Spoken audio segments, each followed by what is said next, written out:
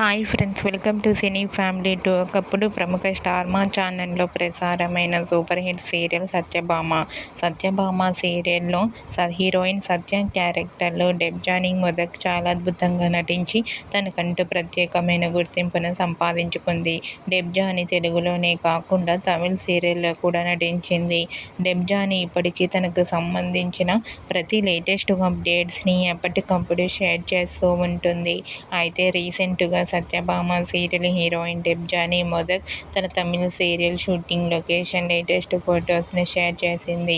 ఆ ఫొటోస్లో డెబ్జానీ చాలా క్యూట్గా ముద్దుగా కనిపించింది.